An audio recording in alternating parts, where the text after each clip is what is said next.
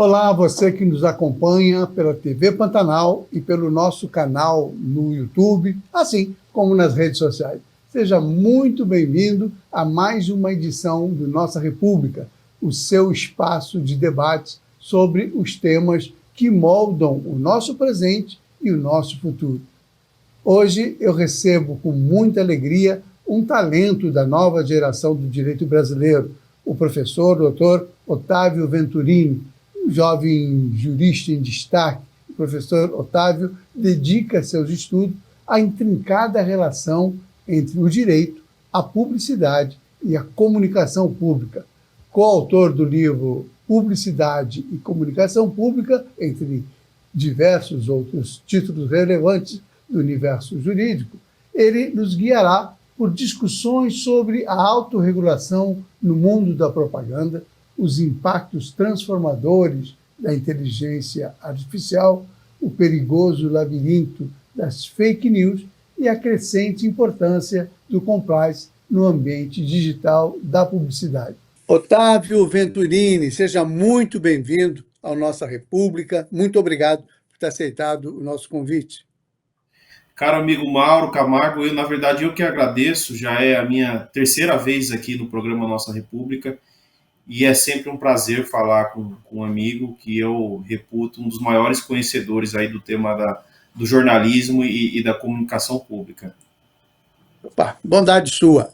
Mas vamos lá, você organizou e é coautor desse livro que eu dei uma geral nele, com velocidade, mas eu fiquei impressionado como ele é relevante, tanto para quem é jornalista, quanto para quem é publicitário, dono de agência, e quem trabalha com a comunicação pública, porque tem informações e dicas que são super importantes para quem mexe nessas áreas. Eu recomendo que todo mundo busque o livro, procure ler, porque vai ser de grande valia. É quase uma Bíblia aqui do lado, e ele é uma leitura muito fácil, muito tranquila, né?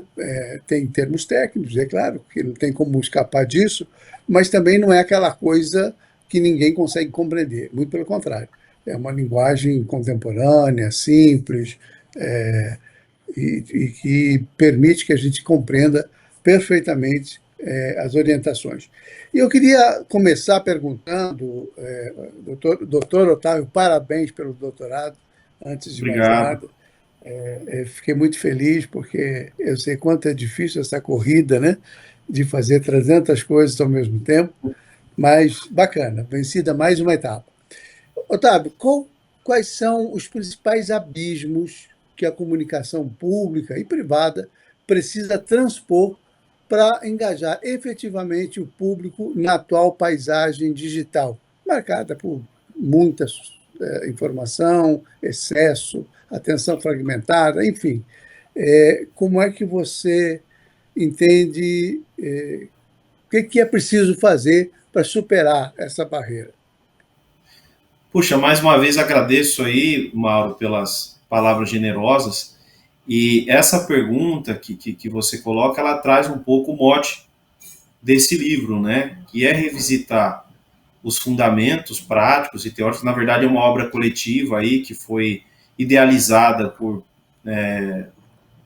os principais especialistas, né? Tanto no âmbito acadêmico, profissional, da comunicação, da publicidade, da comunicação pública. E o mote é justamente esse, né? A comunicação, com a emergência dos meios digitais, ela trouxe novos desafios. Os principais abismos que eu destacaria, primeiro, uma certa saturação, né? Porque com a evolução do offline para o digital, a gente teve a promessa, a emergência de um novo meio, um novo formato de comunicação que possibilita, por exemplo, o micro-target. Você alcançar uma determinada pessoa que acessou um conteúdo, que fez uma busca no Google, e a partir dali ela passa a receber, por exemplo, anúncios, né? Então, o sujeito foi convidado para participar, foi convidado para uma festa de casamento, faz uma busca de geladeira, no dia seguinte começa a receber um monte de anúncio de geladeira.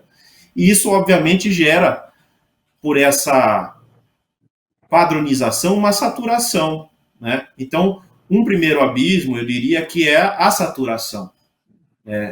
A gente precisa fugir dessa linguagem, né, padronizada e que entope as nossas caixas de spam, por exemplo, com E que é modelos invasiva também, né? De certa forma, evasiva. ela é invasiva. Aí a gente entra, Mauro, num segundo abismo, né, que é o regulatório. Porque hoje nós temos, desde 2018, aprovada no Brasil a Lei Geral de Proteção de Dados. É uma lei também que se espelha na legislação da União Europeia.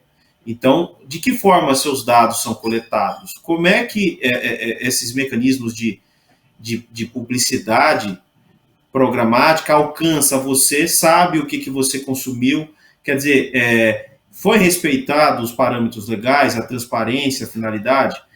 E eu diria também que um terceiro abismo ou cuidado, tanto no âmbito da comunicação pública quanto no âmbito da comunicação privada, é a reputação, é o brand safety. Quer dizer, onde você veicula, em que blog, em que site, esse blog é um blog que, por exemplo, propaga fake news, você utiliza um influenciador digital que, enfim, que divulga mensagens falsas, por exemplo, que tem problemas reputacionais. Então, a gente tem, primeiro, um certo excesso, uma saturação por essas mensagens padronizadas. É preciso ser criativo, é preciso se utilizar as novas capacidades que os meios digitais, a linguagem digital oferece, mas ainda vamos continuar a depender da criatividade humana, o desafio regulatório, né? E, por fim, também a questão reputacional da marca ou mesmo da comunicação pública. E, Otávio, assim, a gente estava falando dessa característica de ser muito invasivo esse marketing, ele chegar sem você pedir que ele chegue. Ele chega principalmente através das redes sociais, não é tanto nem pelo e-mail, embora as empresas que anunciam tenham os nossos e-mails, porque Celulares, né? mas tem celular, enfim, e chega mesmo. Hoje tem um processo de invasão nesse sentido também no WhatsApp. Tem a história do metaverso, né? Porque você está conversando, você não precisa escrever, não precisa pesquisar, basta você conversar com alguém sobre determinado produto ou sobre determinada necessidade para que o Instagram, o Facebook passe a mostrar para você aquele. Então, isso significa que a sua privacidade ela é bem relativa nesses tempos tecnológicos, né? Sem dúvida. E um dos problemas que mesmo com o avanço da legislação de proteção de dados e privacidade, na prática, ainda a gente não testemunhou um avanço significativo das práticas, é a transparência, né? Porque muitas vezes, nessas grandes redes sociais, quando você dá um aceite, o seu consentimento para compartilhamento dos seus dados, esses termos são extremamente extensos, não fica claro qual é o tipo de coleta de dados, por exemplo, se tem uma escuta ativa de voz, então numa conversa que você faz, né, o que daquilo eventualmente pode ser coletado, né, e isso E se pode, né? se pode, né, e ainda mais agora com esses novos mecanismos de IA generativa, a tendência é que a gente converse cada vez mais com os dispositivos, né, isso já era uma prática para quem tem, por exemplo, um Alexa em casa, né? Mas agora com esses modelos avançados de linguagem, de chatbox, que vem com a evolução da IA generativa, a tendência é que, né, muitas pessoas compartilhem questões pessoais e tudo mais. E esses termos, essa transparência, ainda ela não se tornou efetiva, né? Porque ela tem que ser... Você tem que ter transparência e as informações e a tua decisão tem que ser livre, manifesta e informada. Então, você tem que ter a liberdade de optar o que você vai compartilhar. Ela tem que ser informada também, né? Os termos de uso, eles têm que trazer um detalhamento, mas tem que ser um detalhamento claro, objetivo, não como uma bula de medicamento de letras miúdas e gigantes que muitas vezes a gente sequer se dá conta do que tem ali. Pois é, eu queria saber o seguinte, na sua avaliação, de que maneira essa instantaneidade da internet e, e essa natureza efêmera das interações online, como elas impactam na construção de narrativas consistentes e na consolidação da credibilidade, tanto para instituições públicas como para empresas privadas. Por que da pergunta? Hoje a gente verifica, e você acompanha isso, que nós temos muita narrativa falsa, muita fake news, muito golpe. A internet virou um campo de batalha. Você separar o joio do trigo, separar aquilo que é correto, honesto, eficiente, daquilo que é golpe, daquilo que é falsificado. Porque hoje se falsifica tudo, né? Se falsifica um documento público e se coloca lá como se fosse algo absolutamente verdadeiro. De que maneira o direito, a legislação, pode ajudar o consumidor, o internauta, a se prevenir ou se defender de situações como essa? Muito pertinente a sua questão, Mauro. E, assim, primeiro entendendo as causas, né? Acho que o primeiro passo é compreender essa evolução na forma de comunicação. Até poucos anos, a gente conhecia a comunicação offline, e que ganhou muita força com a emergência desses meios de comunicação em massa, como o rádio e a televisão. Mas era um formato muito distinto, né? Era um formato que você tinha um emissor e, de outro lado, né, o telespectador, o ouvinte, mas muito numa condição de passividade. Ele era um mero receptor daquela mensagem. Com a emergência da internet, sobretudo das redes sociais, a gente tem um cenário completamente distinto, em que o receptor ele também reage, né? Ele pode deixar ali seus comentários.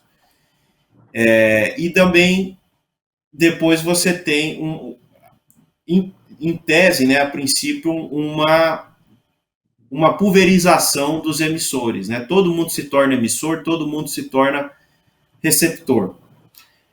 E, obviamente, daí decorrem alguns problemas, né? Então, as redes sociais se revelou um lugar propício para polarizações, para extremismos, né? Até porque a gente, quando fala de economia de atenção, é preciso reter a atenção das pessoas. O extremo, né? O discurso de ódio, ele retém muita atenção. Então, tudo isso somado, né? Nós temos um contexto de muita polarização, de vieses.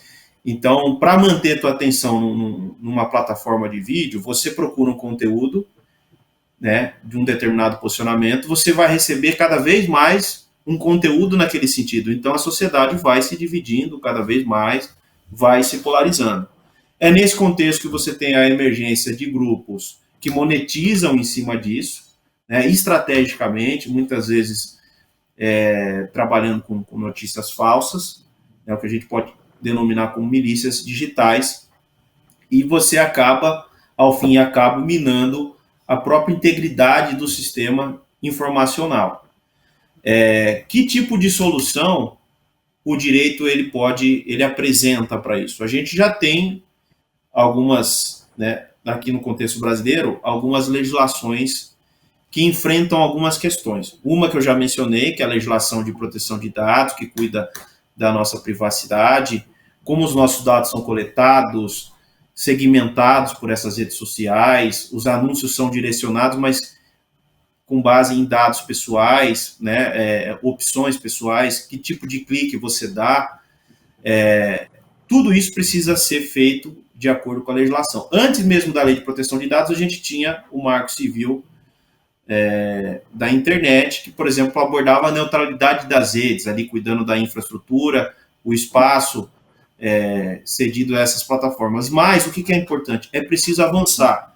Avançar em termos de boas práticas, em termos de legislação. Por exemplo, ainda a gente não tem uma legislação própria e uma consolidação de boas práticas para a questão dos influenciadores digitais. Que tipo de responsabilidade cabe a um influenciador? Quando ele faz, por exemplo, uma publicidade oculta, a gente tem a legislação no Código de Defesa do Consumidor, mas os órgãos de controle ainda eles não estão bem aparelhados para esse perfil específico. Outra coisa, e isso tem sido objeto de decisões do Supremo Tribunal Federal e também de projetos de lei. Qual é a responsabilidade específica das redes sociais pela moderação dos conteúdos? Então, um conteúdo extremado, de ódio, qual é a responsabilidade dela? Né, de moderar isso e excluir esses conteúdos? Isso fica a depender de uma decisão judicial ou elas são responsáveis por fazer essa moderação? Eu entendo assim que as redes sociais elas devem ter uma responsabilidade objetiva, ativa em relação a essa moderação, porque elas monetizam em cima da atenção das pessoas que divulgam ali, né, divulgam seus vídeos ali, seus conteúdos, e outras pessoas têm, portanto, a atenção destacada naquela rede, e ali, por exemplo, é oferecido anúncios e publicidades. Então, é todo um ecossistema que gera recursos. Né? Se a gente comparar, por exemplo, com a mídia online, as televisões, as rádios, elas têm responsabilidade clara, até porque vem de uma concessão do Estado, de fazer essa moderação. Então, também tem essa linha de responsabilização da moderação. Depois, também a gente pode falar, isso dialoga a moderação com a temática das fake news, tá? Fake news, discurso de ódio. E depois a gente tem também uma legislação que vai comunicar com isso, que é a regulação da inteligência artificial. Você falava, em síntese, sobre o problema da credibilidade, da ausência, em outras palavras, da ausência de uma regulamentação das plataformas, das chamadas Big Techs, porque isso é um problema sério. Né? Veja, o rádio, a televisão, como você bem sabe, as agências, elas respondem civil e criminalmente por aquilo que publicam, por aquilo que veiculam. Elas têm uma responsabilidade direta, inclusive de serem passíveis de indenizar eventuais prejuízos causados, enfim, porque existe uma legislação que obriga com que o jornalista escreva o que é verdadeiro, né? Que o jornal, ou a TV, ou a rádio publique aquilo que é verdadeiro e que os comerciais sejam também têm regras éticas para serem seguidas, sob pena de responderem. Né? Aliás, na publicidade tem a tal da autorregulação, que as próprias agências elas impõem limites éticos entre elas, de maneira que isso não afete o consumidor. Isso não acontece na internet. Internet é terra de ninguém, vamos traduzir para o popular.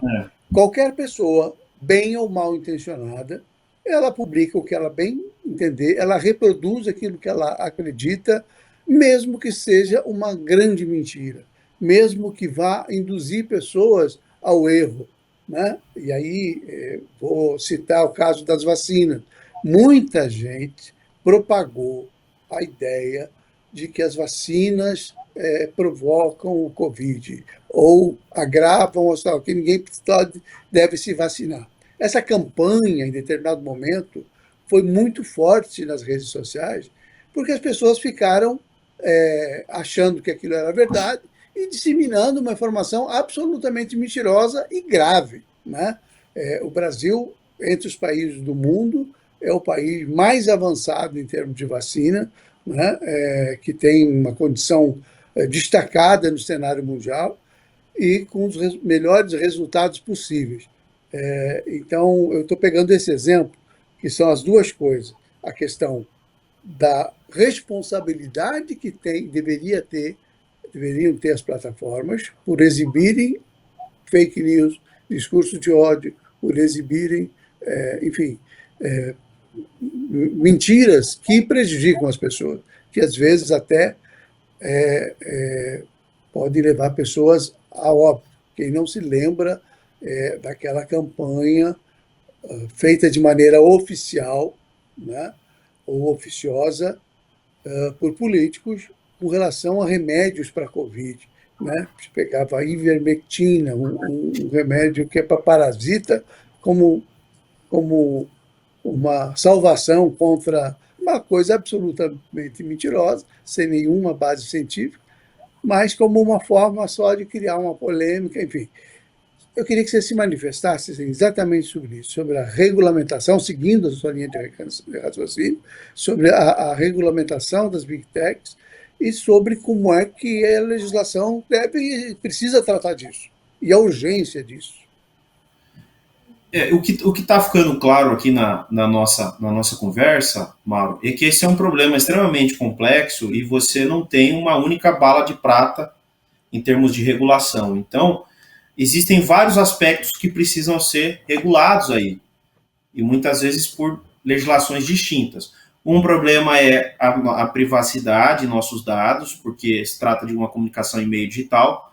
Outra questão é justamente a moderação, a responsabilidade pela moderação desse conteúdo, das redes sociais, né, que, por exemplo, aceitam que um conteúdo extremado ou de fake news seja propagado.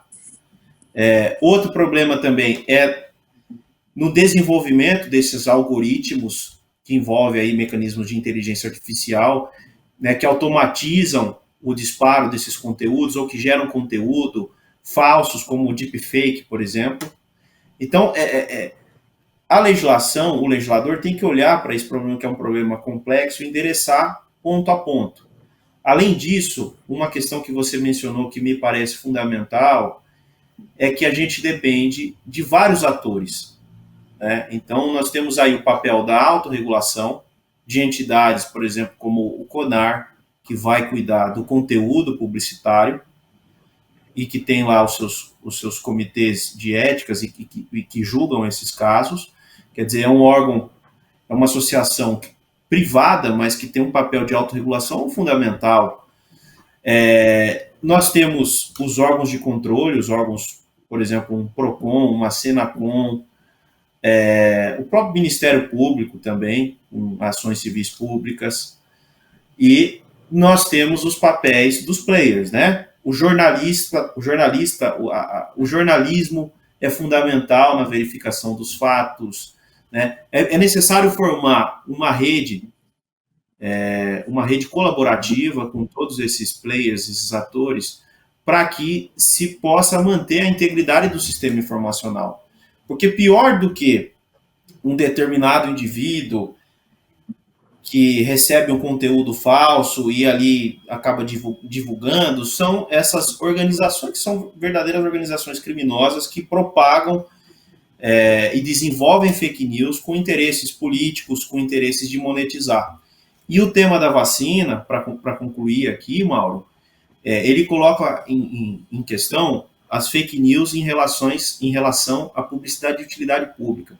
Isso é mais grave ainda do que uma fake news genérica sobre a vida de alguém, etc., o que já é péssimo. Mas quando a gente utiliza a fake news para combater uma política pública, isso traz dano ao erário, que você tem o dispêndio aí para a compra de vacinas, você traz dano à coletividade, né? As pessoas se deixam de vacinar, quer dizer, o SUS é uma conquista nacional, e o que a gente verifica é que essas informações falsas prejudicam, né, a própria coletividade e o interesse público. Então é um problema complexo, exige medidas normativas, né, leis que enfrentem aspectos distintos, exige autorregulação, o papel da autorregulação é fundamental, e a atuação de diversos atores. Né? Sem essa atuação conjunta, o problema dificilmente vai ser enfrentado de maneira adequada. Nós falávamos aí, você citou a questão dos influenciadores digitais, que são aquelas pessoas que, ou por impulsionamento, ou pela forma com que se comunicam, ou pelos seus conteúdos, acabam tendo uma grande audiência. Né? Existe influenciador aí com 20, 30 milhões de pessoas que são seus seguidores, e que assistem, compartilham, enfim. E a gente vê, você citou assim, essa necessidade de você está falando sobre o aspecto da publicidade, né? Que é aquele que faz o que a gente em televisão, no rádio, o apresentador, a gente chama de merchandising, né? Que é anunciar um produto ou falar das qualidades de um determinado produto sob remuneração, e aí fica muito evidente que é uma publicidade, né, dentro do conteúdo editorial. Mas o merchan, quando é no rádio e na televisão, é absolutamente passível de punição sob qualquer tipo de ilegalidade, né? Existe essa proteção já da própria legislação. Mas na internet, não. E isso se propaga rápido demais, né, Otávio? Que é essa coisa do influenciador, principalmente esse que tem um grande público, quando ele fala uma coisa, parece que essas pessoas que o seguem, elas denotam para ele uma enorme credibilidade, né? Acreditam a ele uma enorme credibilidade. E aí, qualquer deslize, você está sujeito a cometer um prejuízo como esse contra a saúde pública, o que aconteceu muito na época da pandemia, né? De gente que tinha muita audiência entrando, fazendo o discurso da cloroquina, o discurso da medicina, né? E levando muita gente à morte. Não é à toa que tivemos mais de 700 mil mortes na época da pandemia. E esses influenciadores, você já falava, ele também não tem regulamentação alguma, né? Nem ética, nem profissional, nem jurídica. É como uma pessoa comum que fale qualquer coisa. Pode até ser responsabilizado, mas é um processo, né? É uma situação completamente diferente. O estrago já vai ter sido feito. Esse ponto é fundamental, Mauro. Eu vejo dois aspectos nessa temática dos influenciadores que precisam ser tratados com muito cuidado. Primeiro ponto, e que já tem previsão no próprio Código de Defesa do Consumidor, é a questão da publicidade oculta. Toda pessoa, todo cidadão tem direito a saber, né, que se trata de uma publicidade. Isso tem que ser explicitado, né? É uma forma de transparência. E nessa linguagem dos influenciadores, isso nem sempre está claro, né? Então, por exemplo, aí o CONAR tem uma atuação fundamental, né? O CONAR que, inclusive, tem um código de autorregulação voltado à atividade dos influenciadores. Mas há um problema ainda mais grave, que é a publicidade de produtos e serviços ilícitos. Então, a gente tem, por exemplo, agora essa questão das apostas, né, dos joguinhos, que são proibidos, e influenciadores que fazem fortunas, que ganham uma porcentagem ali, muitas vezes em cima de grupos de vulneráveis, né? Você tem crianças, idosos também, pessoas adictas em jogos. Então, esse é um problema gravíssimo. É muito difícil você ter o controle dessa atividade, porque o que é influenciador? De repente, o sujeito ali tem seus 20 mil seguidores, começa a fazer publicidade de produtos ilícitos. Então, é preciso desenvolver capacidades para ter uma fiscalização sobre isso, um acompanhamento, medidas punitivas, né? Por vezes, essa autorregulação faz uma divulgação. Quando o influenciador tem um certo renome, ele tem uma preocupação, né, de ter exposta ali uma publicidade ilegal que fez, né, uma questão reputacional. Mas a gente tem uma rede muito pulverizada de pequenos influenciadores e que é preciso desenvolver mecanismos de fiscalização e regulação do tema. Eu queria voltar a falar sobre a inteligência artificial e o uso da inteligência artificial e das milícias digitais para distorcer informações, para criar fatos que influenciam, inclusive, no processo eleitoral, que difamam um candidato ou que enaltece um bandido candidato. Nós temos uma série de situações aí que precisam ser esclarecidas, né? Até o grande problema que eu vejo assim, é a credibilidade. Né? Por que os jornais, o jornal impresso, até hoje, se mantém vivo? na minha opinião, é porque tem credibilidade, né? O que é noticiado está escrito, e o que está escrito é passível de punição caso não esteja correto. É diferente da internet, que, em tese, a gente poderia usar a mesma legislação vigente, mas existe sempre muita janela, né, Otávio? Então, eu queria saber o seguinte, quer dizer, como é que o uso da inteligência artificial, o tal do deepfake, que é um negócio gravíssimo, né, que eu queria que você explicasse para quem nos assiste, e qual o risco que isso gera para a integridade de um processo eleitoral, por exemplo. Pois é, Mauro, e pegando um gancho um pouco na tua fala, né, uma coisa é o trabalho jornalístico, né, uma emissora e um profissional, né, um jornalista, ele passa 5 anos ali num banco de uma faculdade, ele se forma, ele tem todo um preparo, ele tem que observar um código ético, né, e também as emissoras, elas não é meramente opinativo, né, mas tem essa capacidade de cobertura dos fatos, de um acontecimento. E isso fica muito, muito mais difícil, né, nesse ambiente pulverizado, muitas vezes opinativo da internet. A inteligência artificial, sem dúvida nenhuma, é um componente que traz mais dificuldade de controle, né? Obviamente ela traz benefícios, mas ela tem várias aplicações. Uma aplicação é na automatização da distribuição desse conteúdo.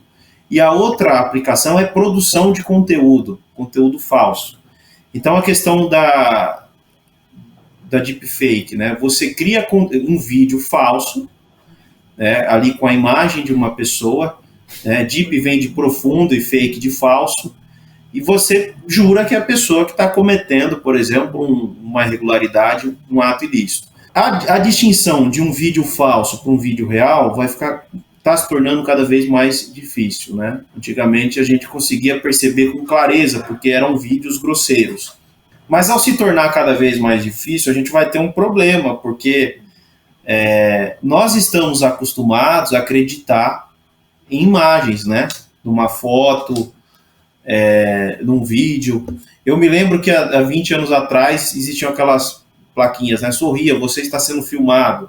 Quando começou a se colocar essas câmeras de vigilância. E as imagens, os vídeos servem até mesmo como meio de prova nos processos judiciais. Como é que isso vai ficar no futuro? Então vai ser necessário um novo letramento, a gente vai precisar desenvolver esse senso crítico nas pessoas. Só que tem uma geração aí que está acostumada com isso, o impacto pode ser devastador numa eleição. Né? Imagina, né, de repente, aí numa eleição envolvendo uma prefeitura ou mesmo um governo, faltando um dia para a votação, você tem esse disparo em massa de um vídeo fake. Então, isso vai demandar uma resposta efetiva em termos de legislação, em termos de ação de controle. É um novo paradigma aí que a inteligência artificial traz. E eu queria pegar essa ideia do deepfake.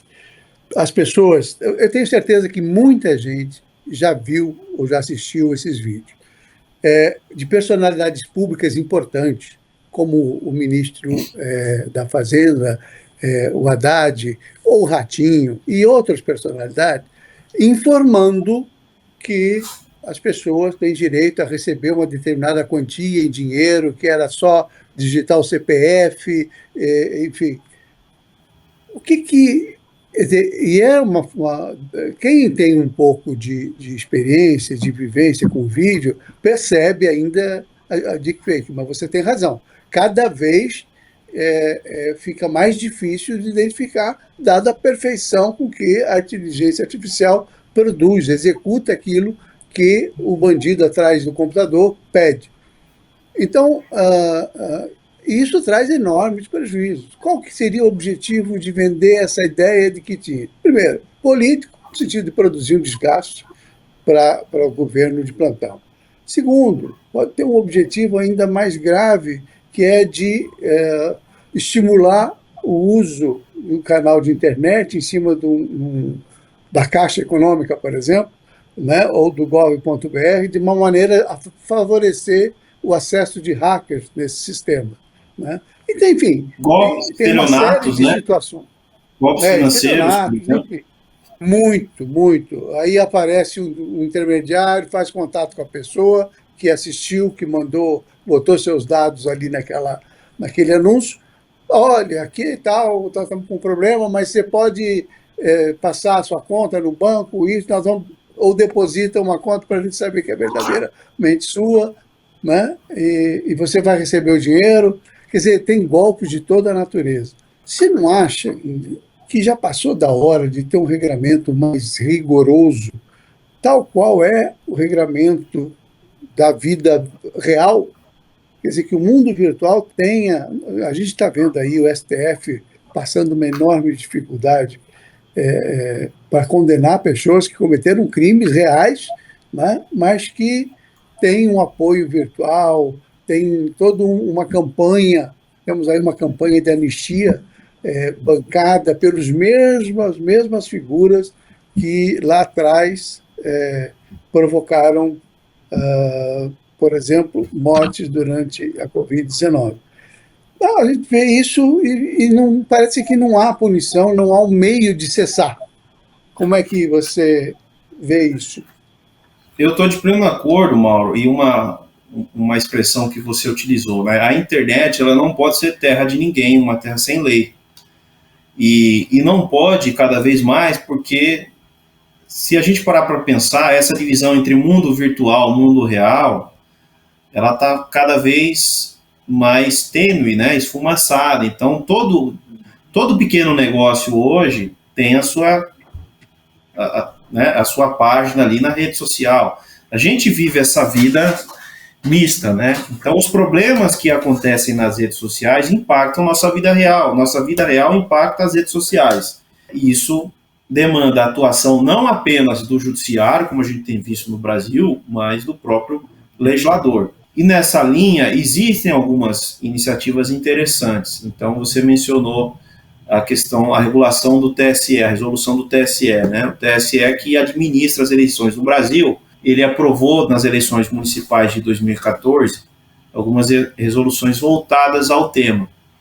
E isso para o aspecto eleitoral, né? O uso da fake news, da inteligência artificial como ferramenta para fake news. Dentre as medidas interessantes, se você me permite mencionar, o que eles definiram? Proibição de uso de deepfake, né? Então nenhum candidato pode utilizar deepfake. Depois, uma restrição de uso de inteligência artificial para chatbox, simulando uma conversa com o candidato. Então, eu crio ali um chatbox dizendo que eu sou o candidato tal, interagindo com as pessoas. Toda vez que for utilizar a inteligência artificial, tem que identificar, tem que ter a transparência. Esse também é um princípio que a gente tem visto, né?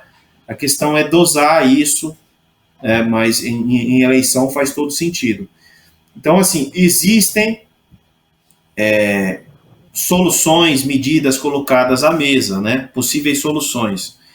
E, sem dúvida nenhuma, cada vez mais urgente que se adote. Agora, só a legislação por si só não vai ser suficiente, é preciso fiscalizar. E aí vai entrar uma outra questão, como é que a gente acompanha? Qual vai ser a sanção, por exemplo, para um político que faça isso? Ele tem que perder. Você falou em punição, eu ia perguntar justamente isso. Quais são as sanções que existem hoje para aquela pessoa ou para o grupo de pessoas que promovem, que fazem deepfake, que fazem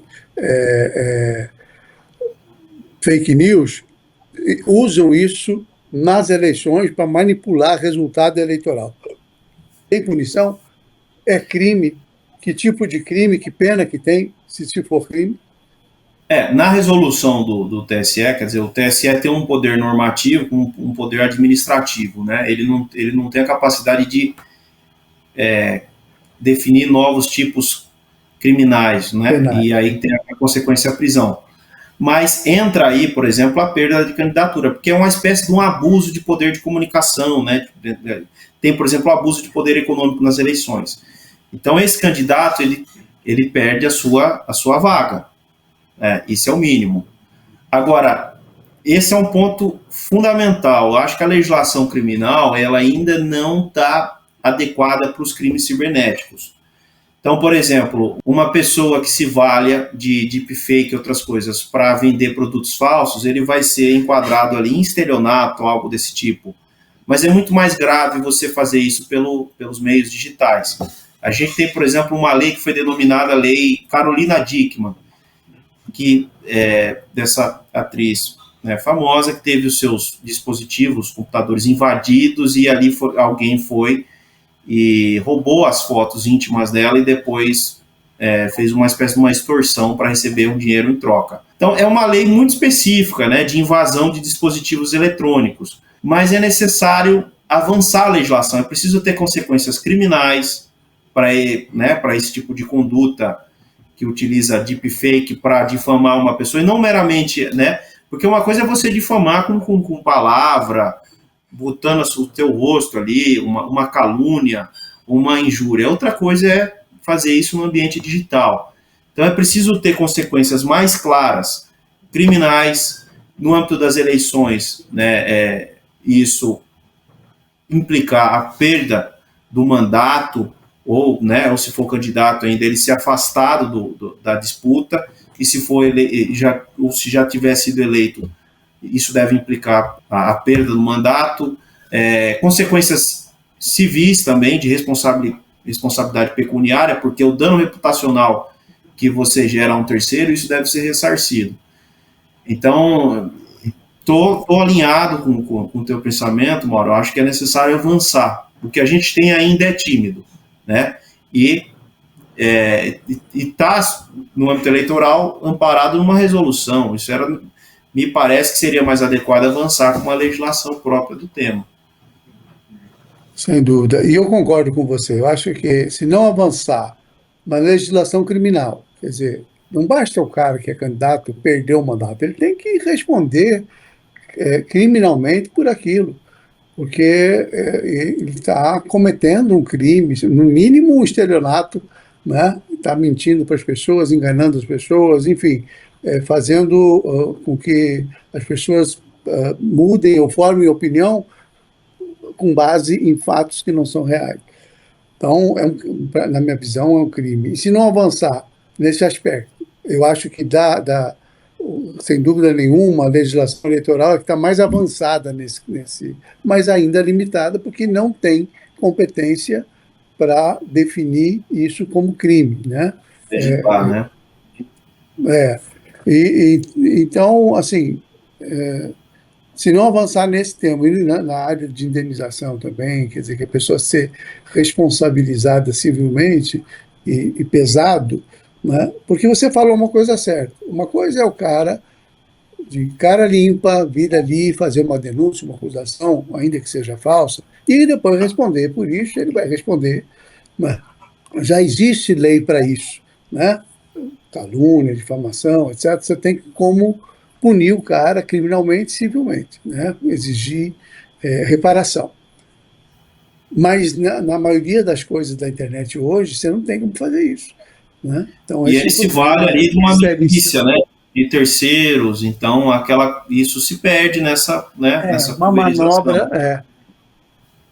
Eu queria falar de uma outra coisa que eu acho que é muito importante, e isso é interesse das agências de publicidade, dos veículos de comunicação, e deveria ser de interesse das Big Techs. Não é, porque as Big Techs recebem muito dinheiro, ganham muito dinheiro com esse processo comercial, né, das notícias falsas, das vendas, do comércio digital.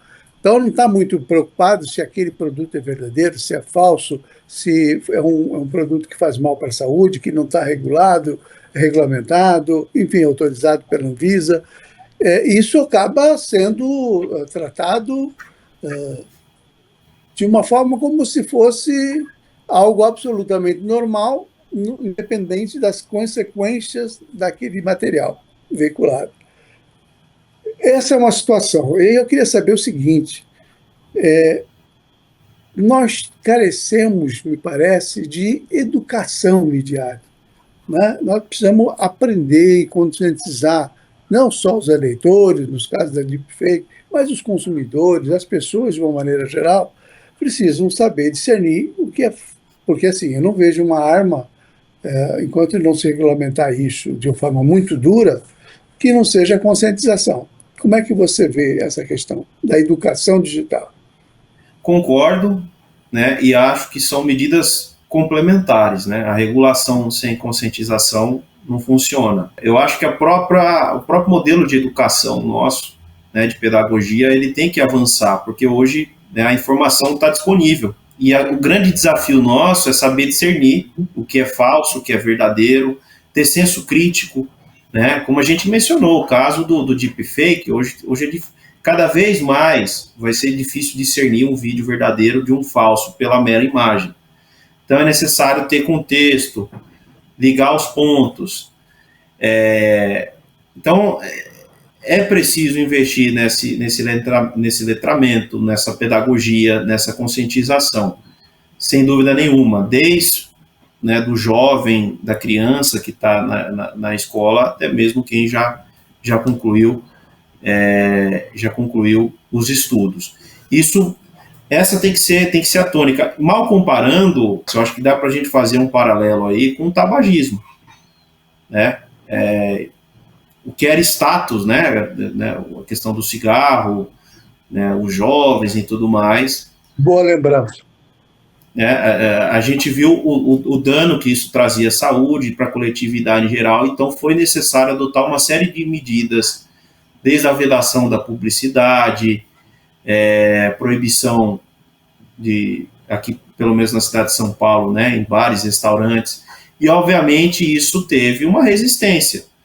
Eu acho que as pessoas precisam desenvolver essa consciência, né, da questão do uso das redes sociais, pessoas vulneráveis, né. Hoje esse tema das crianças e dos adolescentes, né, acessando determinados conteúdos, você tem quadrilhas, pessoas mal intencionadas ali, né, estimulando violência, esse tipo de coisa.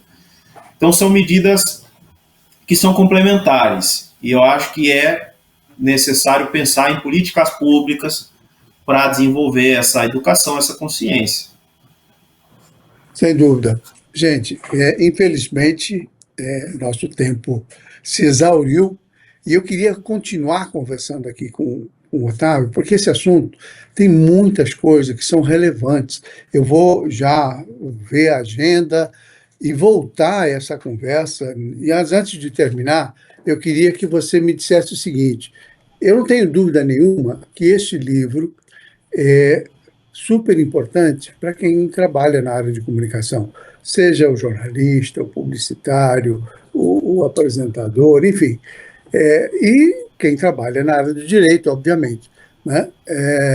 Eu queria saber o seguinte: como é que as pessoas acessam o livro? Eu tive o privilégio de ganhar, com dedicatória e tudo, né, o livro do Otávio. Do Otávio, que ele é o coautor, né, junto com o João Roberto Vieira da Costa, Oscar Kita. E eu queria saber como é que encontra nas livrarias, aonde que se encontra, na internet, dá para comprar, como que é? Aliás, essa é a vantagem de ter amigos assim generosos, né? E esse livro também, muito do que está aí, eu devo dizer que aprendi com o Mauro, que é um dos maiores especialistas no tema da comunicação pública, até já com posições de destaque aí na pasta de comunicação do governo do estado de Mato Grosso. Mas, Mauro, quem tiver interessado no livro, ele foi publicado pela editora Forense, está disponível para aquisição na Amazon e em diversas livrarias pelo Brasil, né? Ali é um pouco o que a gente procura trazer, são as bases teóricas, mas também as boas práticas, né? Então tem especialistas aí na parte jurídica, na parte de criação mesmo. Tem um texto super interessante do Thomas, que ele aborda como a inteligência artificial impactou os departamentos de criação das agências, né? E a comunicação de interesse público, a gente mencionou aqui a questão do combate ao tabagismo, campanhas históricas. Então, quem tiver interesse, está disponível na Amazon, outras plataformas, na própria plataforma do Grupo GEM, que é a editora, e também em livrarias pelo Brasil. Querido Otávio, muitíssimo obrigado por essa possibilidade dessa conversa, né? A gente vai ter que ficar por aqui, o tempo já foi. E eu agradeço muito a você que nos acompanha até agora. Siga a nossa entrevista não só na TV Pantanal, mas no canal Nossa República do YouTube. Vai estar disponível já, né, para você assistir novamente, ver, anotar pontos que são interessantes, que possam te ajudar. E até a próxima semana com uma nova entrevista, uma outra entrevista tão importante como foi esta com Otávio Venturini. Até a próxima semana. Fiquem com Deus.